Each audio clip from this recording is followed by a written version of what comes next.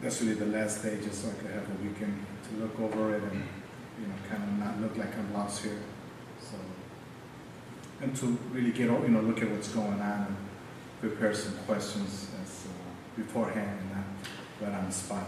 So, if you could have that, your cooperation in this, we'll greatly appreciate that from all of you. So to start the meeting now. It's actually 5:35. Call the meeting to order. We have established form since it's just LT and I. So, with that, do we have any citizens' comments? No citizens' comments. Okay. We have approval. I guess briefly look over it. Anybody has any questions on that?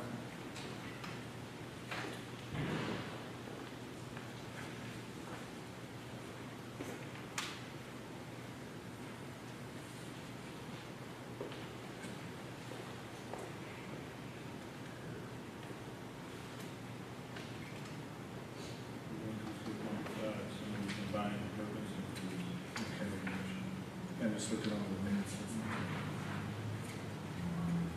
These are last minutes.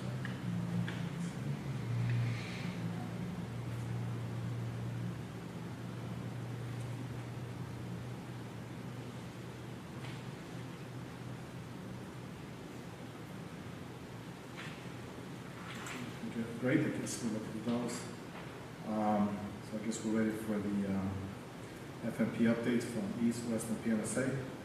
First. Yes, so we're going to skip the FMP updates. We're going to go into the Gilbane portion, and the FMP updates will be in Perkins with a presentation after Gilbane. Okay, great. Thanks. Michelle, you on the call?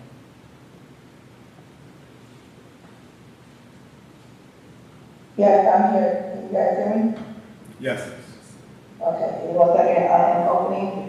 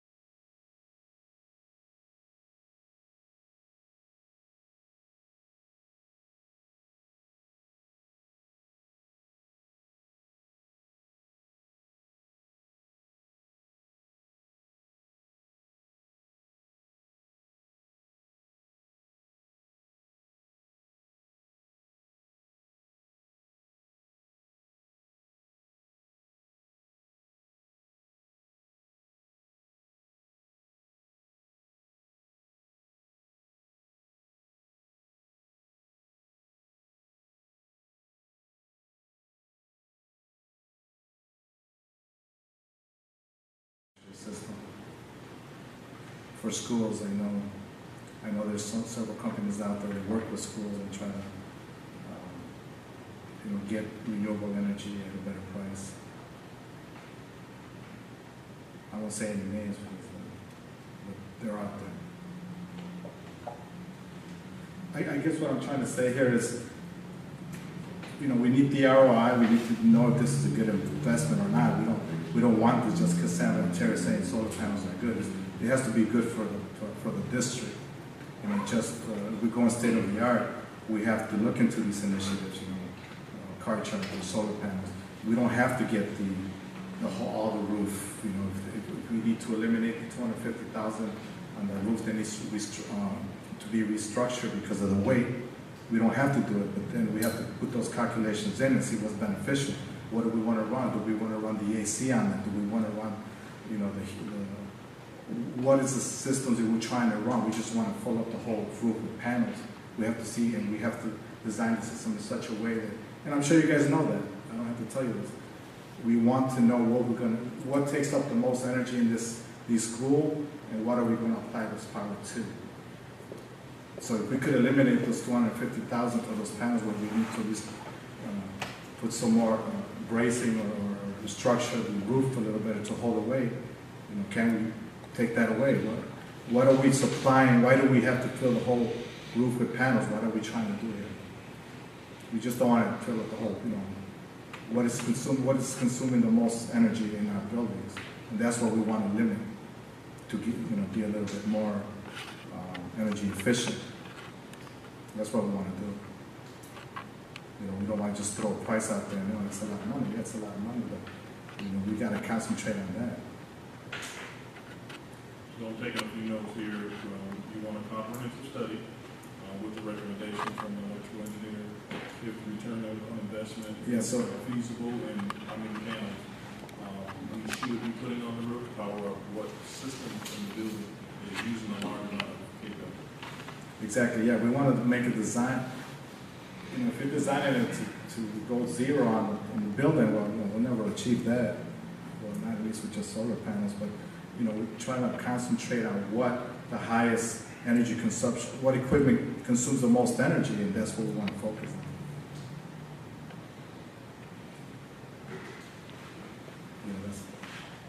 And it doesn't, if you guys got good ideas, just put them out there. This is going on now. We need to do something about it. We need to become more sustainable as we move forward with this construction. Because other than that, we're just putting new stuff in. We're not state of the art. We're not sustainable, and we're just putting new stuff in. That's how we're doing. We're not thinking about 30 years from now. We're really not. And just to point out that diagram just demonstrates what portion of the roof is deemed reasonably feasible in order to accommodate the solar panel.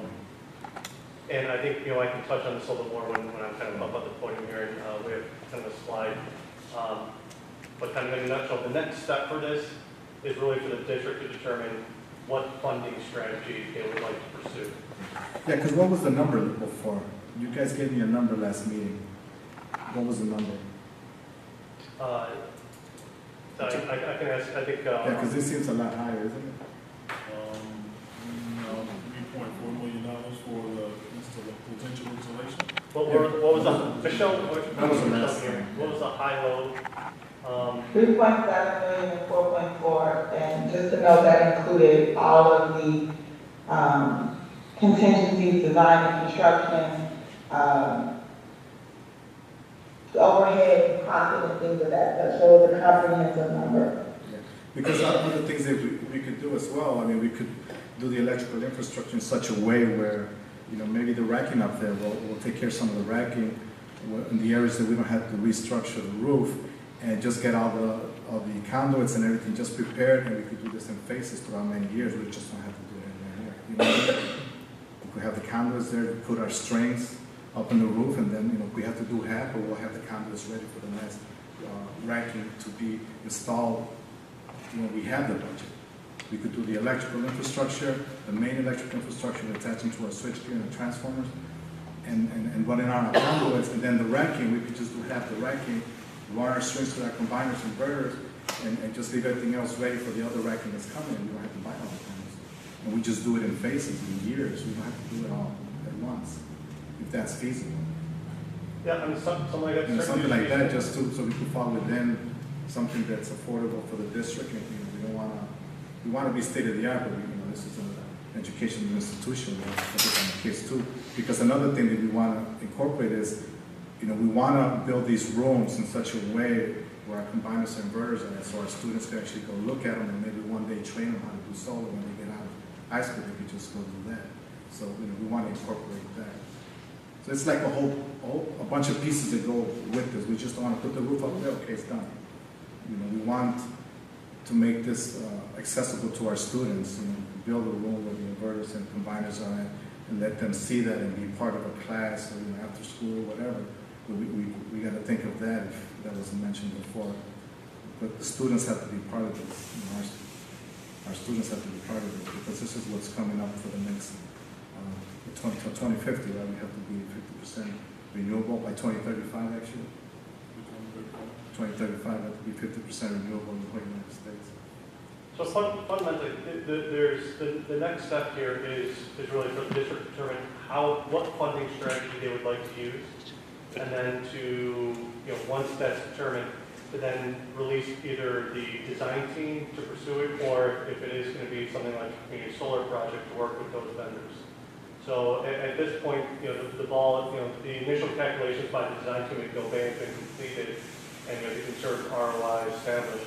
So at this point, you know, the district just kind of needs to decide, okay, you know, are we going to pursue this route, and how are we going to fund it? Are we going to self-fund it and then reap all the benefits of the solar program, potentially sell some back to the grid, or are we going to do something like a community solar, where we work with a third-party person that gets to sell renewable energy credits, and we receive, you know, just a portion of that solar generation from that. So it's really now upon the district to decide how they would like to fund it, and then we can pursue whichever avenue the district would like to go. Yeah, well, maybe on the next board meeting, you know, I'm only one board member. I'm going to have to get 4 people to agree with me, or 3 people to agree to do this. So we just want to partner up with you guys, and, you know, what is the best way to do this? That's my concern. What is the best way?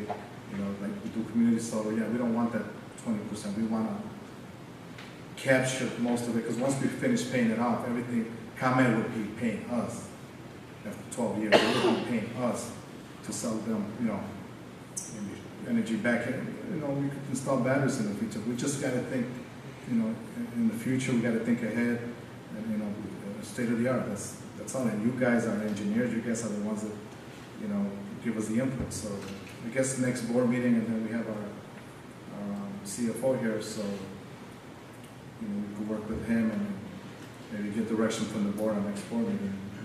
I apologize for the last 2 weeks. You guys weren't able to communicate any of this information, but yeah, I guess we could do that. We'll bring it to the board, and we'll decide on.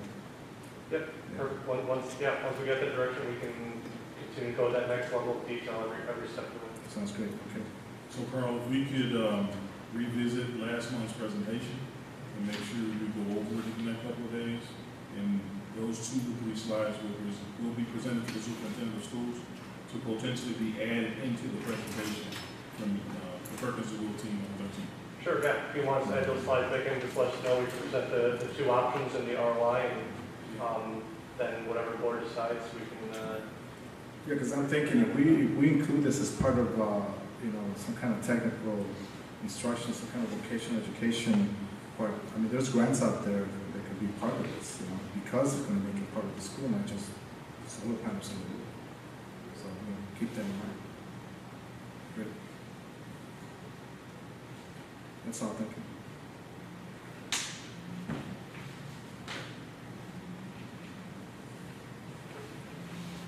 So if it's okay with you, Mr. Reed, the next order of business is Perkins and Will.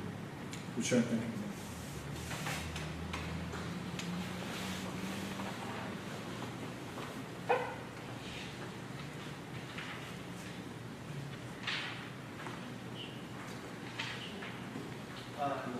Unless it's later on, did you combine all the PowerPoints into one single presentation? Yes. So Okay, so you probably do part of it. Or sending us one at the end of this permit, this thing. Yeah, there we go. Okay. This one here? Okay. Okay. Okay.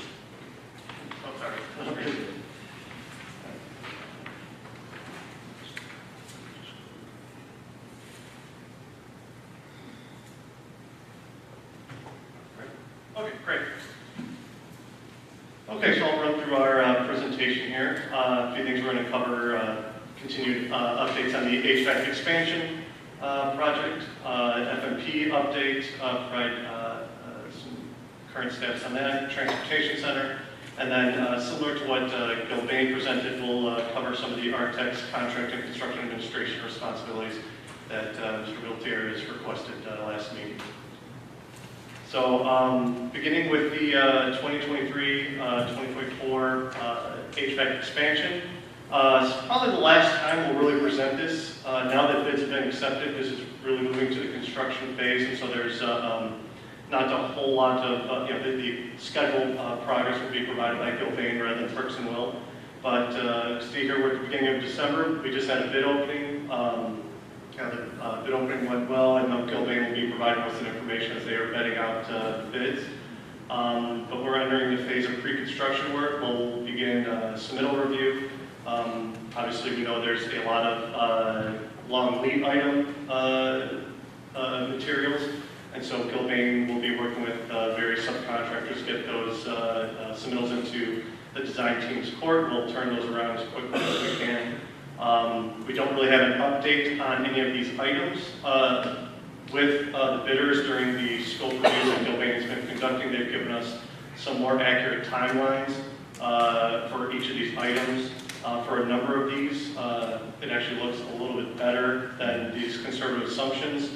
There still are some out there like chillers. I think Tom was one of the chillers and cooling towers are still some of the big long lead item equipment out there, so they're going to be contractors going to be itching to get those bills to the design team so we can turn that around quickly and get those on order.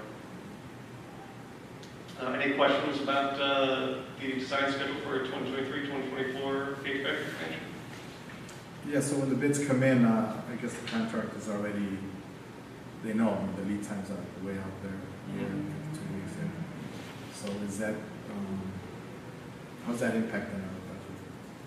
I need to turn that over to Gilbane or Michelle. I don't know if you're on here, if you want to. Sure, I think the question was what was the impact. We'll be able to let you know after our scope meetings are concluded any impact to the schedule.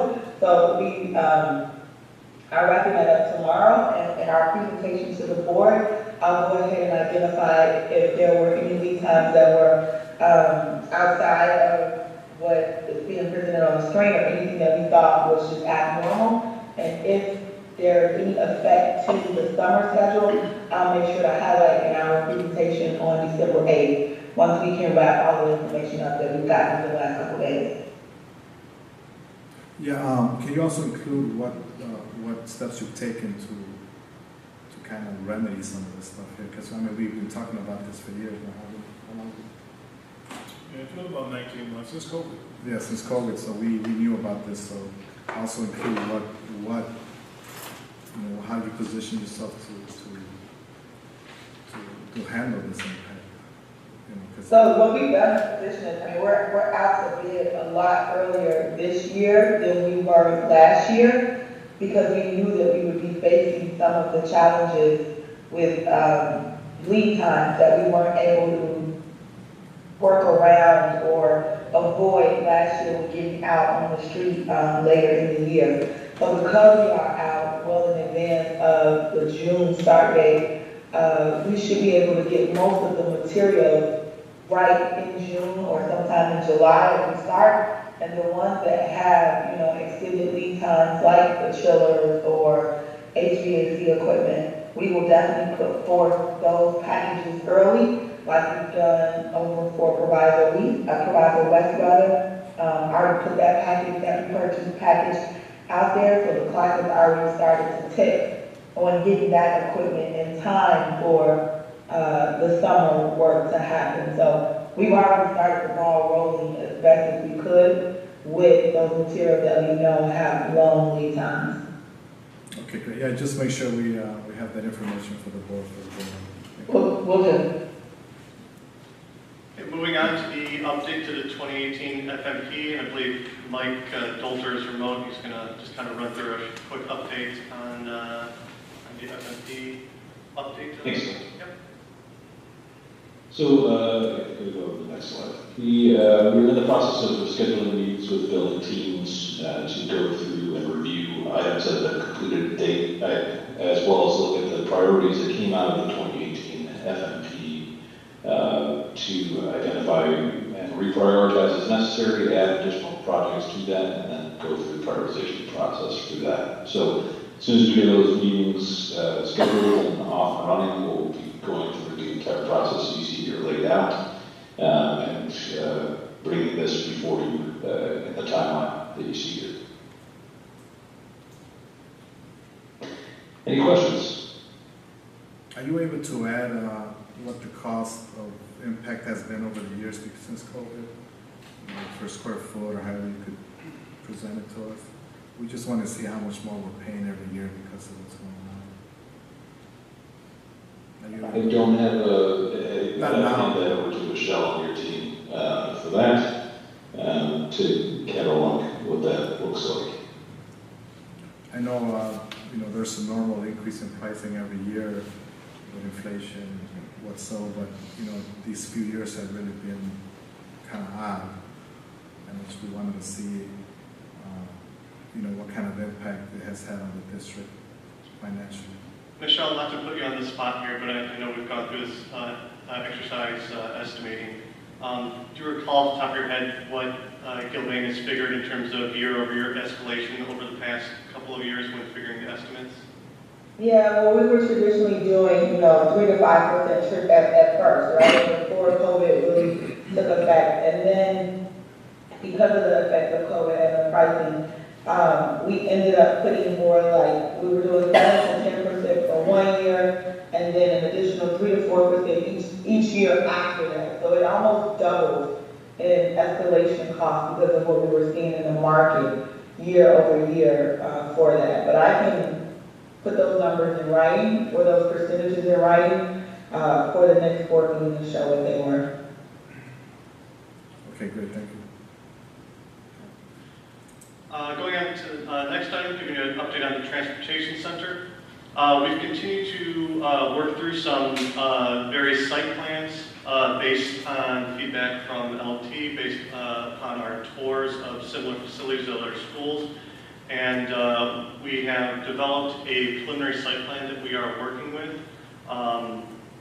This site plan can accommodate 76 bus parking spots in its current configuration. The original program from the district was for 65 plus parking spots.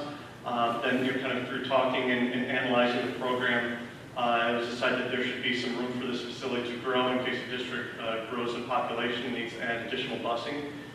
We are currently exploring the infrastructure needed if the district were to move to an electric busing fleet and how that can be accommodated in the building infrastructure.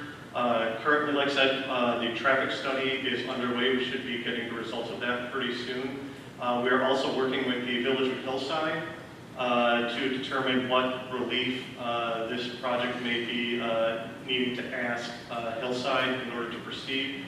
We've had several initial meetings and calls with the Department of Planning, and we'll continue those conversations.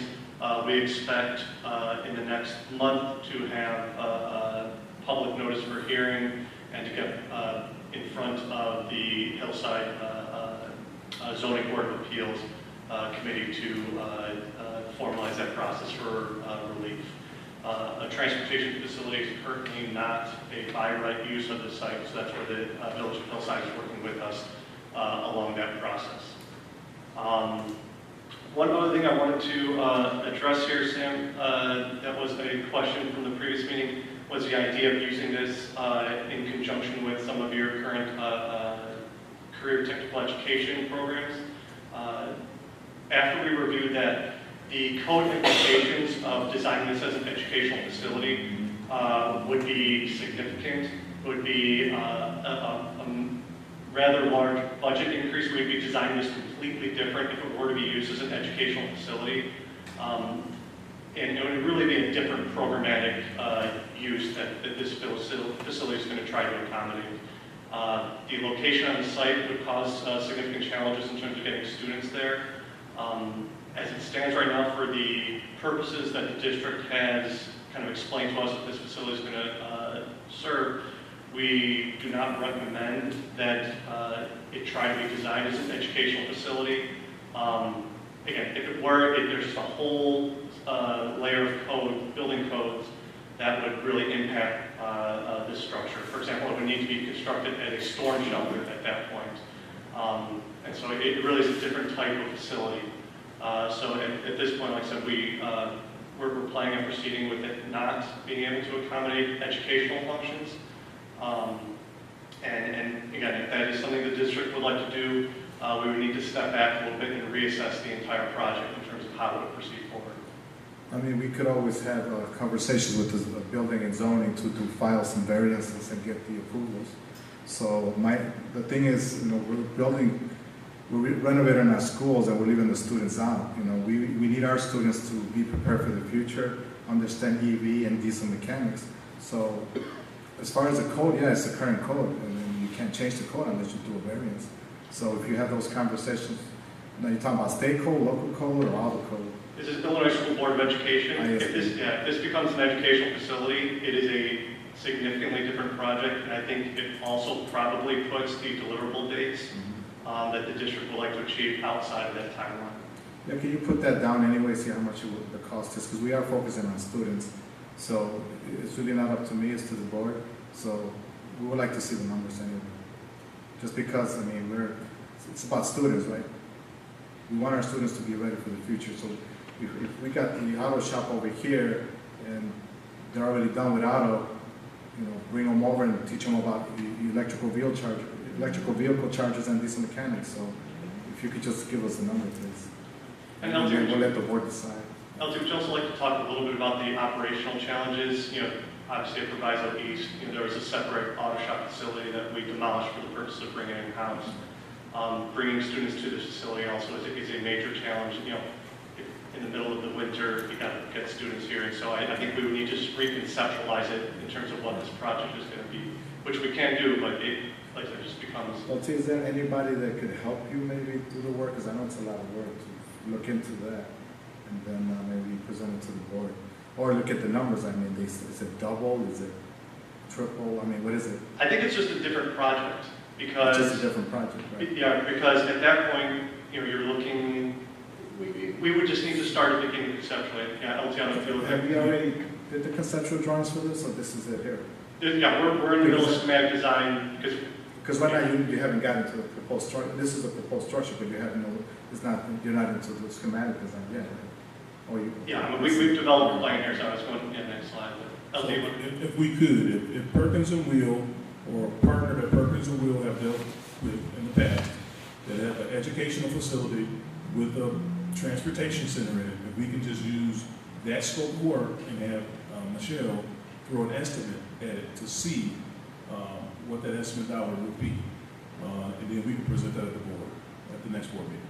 Okay. So we'll see if we Michelle, can. is that enough time, 6 or 7 business days, or will you need more time with your professional estimators? We'll need at least 2 weeks to do that.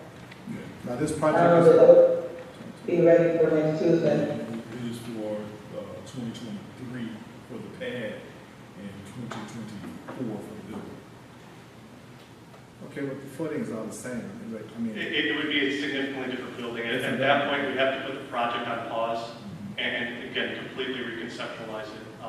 Again, the idea of delivering a site pad by August 2023 becomes in jeopardy if we just have. give us an IRS means estimation using whatever numbers they give you. Yeah. We'll get you something else to do. Yeah. Just get us a number if you have to just use a conceptual IRS means by the foot or whatever for educational institutions, whatever you have to do. Just to get us at least an idea. So it's up to the board, it's not up to me, but I know the board's been focusing on, we want to focus, if we're going to be in construction here, we need to focus on the students because it is their schools. And we want them to learn. I mean, just look at the machine shop, that thing's full. It was 17 kids, now it's over 50 and everybody wants to join now, there's no room. So I mean, some of these kids want to learn this stuff. They want to do vocational training. So, if you could do that. You can. Okay. Yeah, we'll work with LT and Gilbane and figure out some information that can be provided. Great, thanks. So we kind of touched a little bit here on the schedule, but obviously, like I said, we have our direction here, so we will work on that to present some information to the board. The next thing I wanted to cover was a request from Mr. Valtiaris at the last meeting, which was to just kind of review the architect's construction phase activities and some things that we do as part of our contract to ensure that the work is being completed according to the contract documents and that the district is, getting, in essence, what they paid for. And so there's a number of activities we engage in, and so I'm just going to kind of run through some of them. If you have any questions, please stop me. The first that happens prior to construction beginning is submittal review. We review contractor shop drawings, product data, material samples, all to ensure that this conforms to the contract documents. So if we specify, for example, a particular manufacturer of drywall because we know it performs that way, we get submittals, we review them. If we have any comments, questions, we'll either mark them up, send them back. Sometimes we'll send them back and reject them and expect new submittals back. I think over the past 3-4 years, we've probably reviewed over 1,400 submittals, and that's again part of this process of administering a contract. Then once construction begins, Purchase and Will and the design team is visiting the site, again, to review adherence to contract documents, make sure that the work is being executed to meet the design intent. And every week we produce a field observation report. A couple of key things of this field observation report, on the left sheet here, you can see a list of all our site visit people present. Usually, in keep construction, we're on site 3, 4, 5 times a week. Supporting the documents, supporting the project, making sure everything is being executed according to the work that was bid. We'll take photos, we'll make notes about conditions that were observed, we'll write this up, and then we send it out to LT and his team, construction teams, that way everyone has a record of the design team's visits to the construction site. One of the things that's kind of unique to school projects, particularly in Illinois, is called inspections. It's a service that the design team provides to the district. This is required by the Illinois School Board of Education when we submit our occupancy application. And there are a number of called inspections. This is the state form that you can see on the right here. Just some of the headings are footings, foundations. There are wall framing, also include various trades. And when that work is being completed, for example, an in-wall inspection, the design team, the appropriate representative will be on site. So if it's an electrical inspection, we'll have our engineers go out on site and do a call inspection and walk the entire job site, prepare a report, which you can see on the left here. That's just one of Alara's call inspection reports that they provide during construction to the field bank team for any item that needs to be corrected, changed, incomplete, that sort of thing. Then when we get near the end of the project and the contractor has notified the design team that the work is substantially complete and the contractor's prepared their own punch list, we then visit the site to review the contractor punch list, prepare our own. We walk the site with the district's teams to make sure that the work has been completed according to the contract documents. We prepare a list of deficiencies, items needing completion, items needing correction, and that gets attached to the certificate of substantial completion. So that's kind of the first phase at the end of the project towards closeout. The next thing we do is there's a 1-year contractor correction period built into the contract documents where anything in that 1 year where, let's say, a fixture stops working, some paint starts flaking off. Within that correction period, contract that is the most intensive, the best coverage for the district within that 1-year period. When we get near to the end of that 1-year period, we schedule a warranty walk, usually about the 11-month mark. We walk through with the district, we walk through with contractors, and look at everything, make sure it's all functioning, that the building is working as it should, as it was designed. Beyond the warranty walk, because especially for projects that are large, complex, and sprawling, not every little thing can be caught. Some stuff is concealed in walls. Contractors are still responsible for latent defects beyond that warranty period. So it's not like a game, like, oh, I got to the end of this 12-month period, I didn't have to do that work. Any work that was promised in the documents, the contractor is responsible for.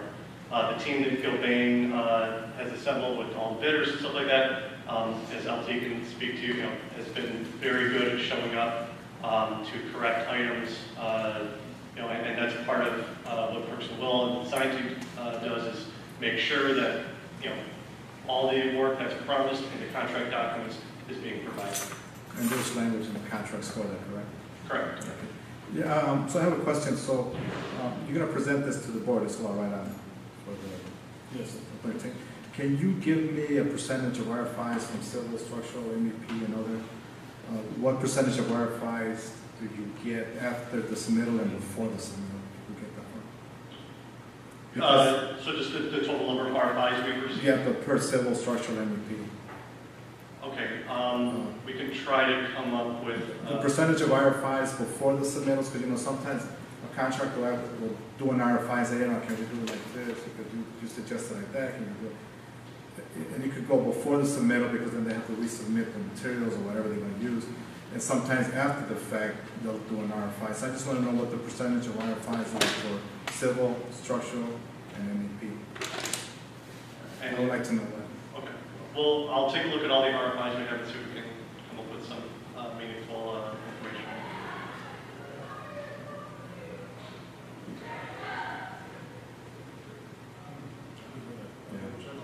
Yeah. All right, thanks. Yeah, and you could probably put it together with this maybe, yeah. Yeah, we can, like I said, we can have a tally of the RFIs we've received and try to assign them according to trade. Okay, great, thanks. Okay. Any other questions, comments?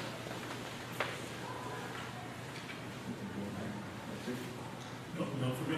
Yes, there is one. Please speak to the communication with Gilbane related to the bonding in the parking lot over at Proviso East, and the two pieces that Proviso asked to be evaluated as well with Happy Science Academy and the new lot over at Proviso West. Yeah, so LT sent us some photos of what our civil engineer took first as bird baths, some small puddles that occur on the new asphalt parking lots at Proviso East and PMSA. We've reached out to Erickson Engineering for their opinion on it. What is the typical, what can we expect? What is considered an acceptable level of ponding? What is unacceptable? And so they're probably some around 70–80% of the photos that you sent represent an acceptable level of ponding. Based on the nature of the material, how recently rain it typically occurred. That's just an inevitability with asphalt. That it's not a perfectly level surface. The goal with any asphalt installation is to maintain positive drainage to the drain. There were a couple of areas where it was observed that there was ponding collected up against a curb. That would be something that we would not want to see. Our recommendation would be to approach the contractor that performed that work to see what remedies they may be able to suggest. They typically are rather difficult to remove once they're kind of in place. But that was something that, again, can reach out to the contractor to perform their work to see how they may remedy a couple of the areas that our civil engineer deemed beyond what we normally expect to see. And these recommendations were per specific standard, some kind of standard? Which standards do they use for that? Yeah, I mean, the grading of the standard. So those engineers, they work for us, right? Yes, Oh. they're part of the design team. Oh, okay. Yeah. So they are contracted through Perkins and Will. I believe it's Erickson Engineering. Erickson Engineering. Yeah, if you could apply those standards when you shows any kind of, lacking, plus or minus 3%, shows the standard they're using, just so, just so we could be satisfied as you are going by a standard, that's established throughout the country, not just, just so it won't beat their opinion. If they could apply the standard to it, it would be nice. So I believe there's an acceptable tolerance. Right, Acceptable acceptable tolerance. Right. So they have to be following some kind of standard or a design standard. So if you could apply that at the time you send the information to LT, just so we could reference that.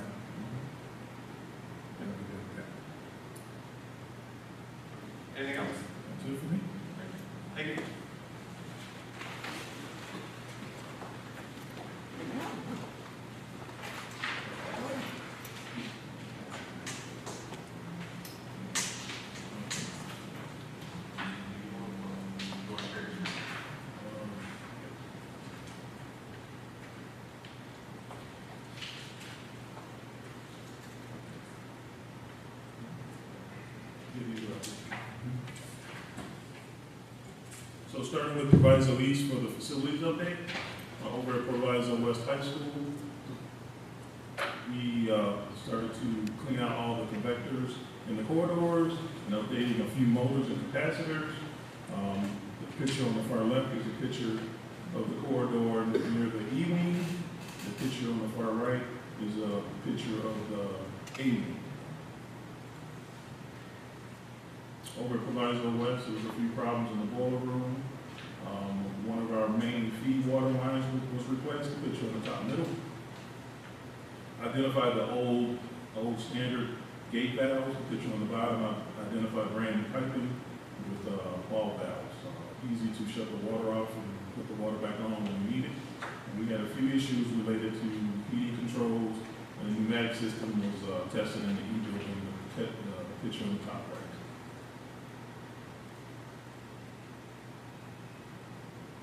Over the Thanksgiving break, the Proviso West team added a few locks and also did some additional hardware on doors. Over at Proviso West High School, a few cylindrical locks on the boiler room entry doors to the basement, and some work along the classrooms on the hinges. We'll picture here in the upper right here. This picture here is a condensate line in our boiler room that failed. You see the gaping hole that right through. This was an old sleeve. A section of the pipe was removed and the new sleeve was put in. The boiler was put back in operation. There was no further work needed at this time, but we do plan to add this to our FFP refresh as an updated pipe sequence to make sure that our boilers are effective and efficient and will never run without water. Also over at Proviso West High School, Sergio Niola, who is doing a fantastic job in our boiler room. The pictures on the far left identify an area that had not been cleaned and organized in several months. The picture on the right identifies a clean space that's organized, painted, beautified, easy to get in the fine components to get the job done effectively and efficiently. During the Thanksgiving holiday, I believe it was Thursday, got a water main break on the north side of the campus near the auto shop. The picture on the bottom left identified the locating services company that came out to locate the leak. The picture on the right identified the conditions that was during the day. The picture in the middle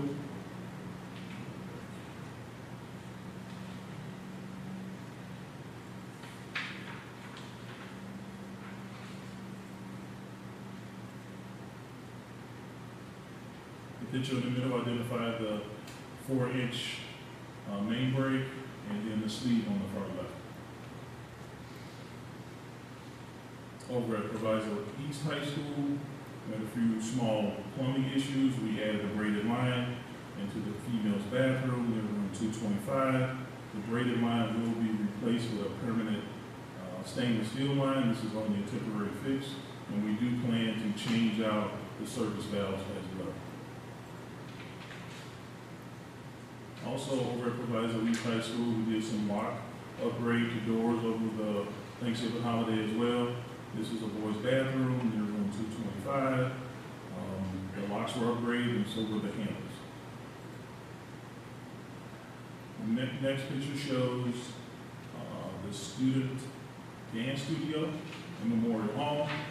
A few years ago, that area received minor renovations on the F&P. We lost some mirrors in that area. The teacher and instructor wanted us to add mirrors in that space. The team over at Proviso East ordered these mirrors and installed them ourselves. The next picture is going to the Math and Science Academy. We had a few issues in the corridors with some holes getting kicked into the walls. The team here at the Math and Science Academy cut it out, actually put in 5-inch drywall that's soundproof, mudded, taped it, and painted it. No further work needed at this time for the corridors of Math and Science. Over at Math and Science in our auditorium, in the early mornings, we have students congregated in that area to eat breakfast and have meetings with the principal. So this area has been heavily utilized. We have that tractor carpet in that area because we do have a holiday doing in there in the next couple of weeks with Mr. Brown and his team. This space is ready for that event, and we cannot wait for the holidays to come to be a part of it. Is there any questions for me? If not, happy holidays to everybody.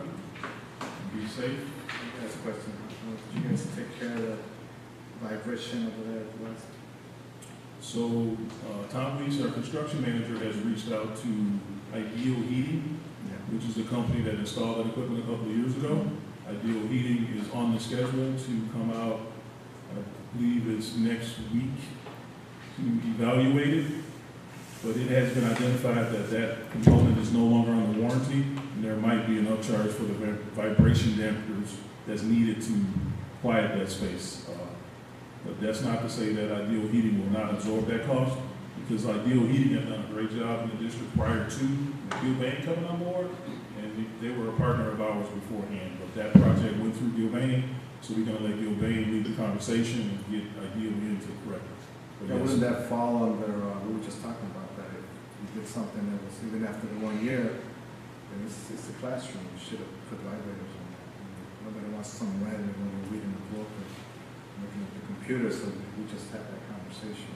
Yes. So it'd be good if, they could, represent with that. So, we will make sure that the district is treated fairly. We do have a lot of hard balance conversations with Purpose of Wheel, Gilbane, the contractors, and our own team. But to be fair, we no doubt come to a conclusion and make sure that Proviso is taken care of, but we will make sure we follow through. And if Proviso is not treated fairly, we will make sure we put Ideal Heating on those. Yeah, well, thank you thank you for that, T. So, yeah, so let's keep in mind, especially Perkins, and when you're designing this, remember it's a school, we want our students to participate in the design or be part of the design if we can. I know a lot of the administrators and a lot of the principals and teachers, they were part of the design or part of the people that gave their opinion about what should be done here and there. But we must keep in consideration that when we're designing something, it's for the students. Mm-hmm. So we want, like you said, we're talking about building a bus facility. Keep the students in mind. We got the auto shop, we're doing solar. Keep the students in mind and build the rules so they could one day maybe learn from that and get a career in that. So everything and anything we design, we want to build in these schools have to be, how can you say, keeping the students in mind, because it is their schools, it is their community, and we want them to be involved in stuff, and we want them to be part of this process because it is for them. We want to build for the next 30 years. We want to be in the state of the art, not just in the state of the art for the upcoming years, for our, my grandkids or their kids. I graduated from these schools. My sons all graduated from the schools. My wife graduated from the schools. So, we want to make sure that our community is taken care of and they're thinking about our students. So that's my concern. That's what I push for. And that's why you always hear me say, hey, how can we integrate the students into this design? Because it is their schools after all. It is for them. It's their community. So, with that being said, I guess if there's any questions out in the audience. Everybody's quiet, right? That's good. So yeah, I guess we could adjourn the old business. Oh yes, new business. Our next meeting will be Tuesday, January 4th, 2023. I should be able to make that one too, so maybe. I'm on vacation, but I could join it offline. You can join online. I really kind of enjoy coming here live. Just it feels better. So. Anybody online? Any questions? Jessica or anybody on there? Mike? No? Okay. With that being said, I guess we could adjourn at 6:35. So, we're doing good on the time. Thank you. Yeah, thanks, everyone. Thank you.